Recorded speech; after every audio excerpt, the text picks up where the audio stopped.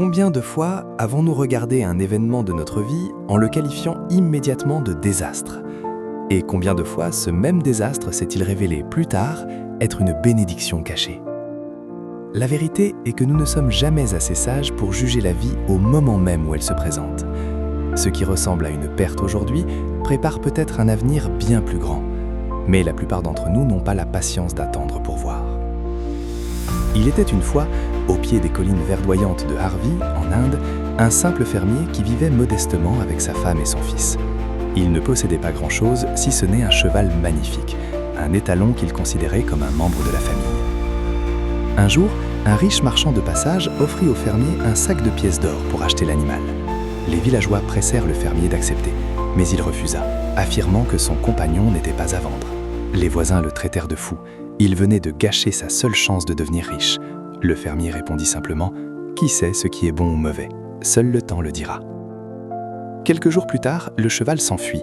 Les villageois accoururent pour plaindre le fermier de sa malchance, mais celui-ci resta calme. « Ne soyez pas si rapide à juger, dit-il.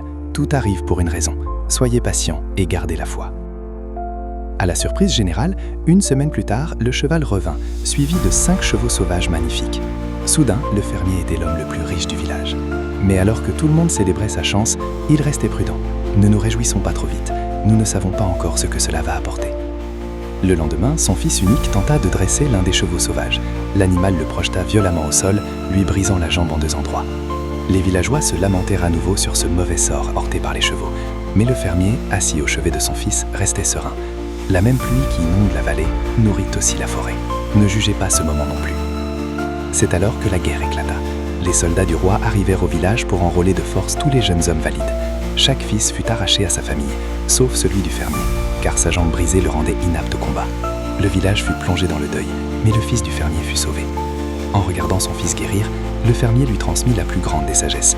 La vie est comme une rivière qui tourne et ondule. On ne peut pas voir ce qu'il y a après le virage. Ce qui ressemble à une inondation aujourd'hui arrosera peut-être les champs de demain. Cette histoire nous enseigne 3 leçons essentielles.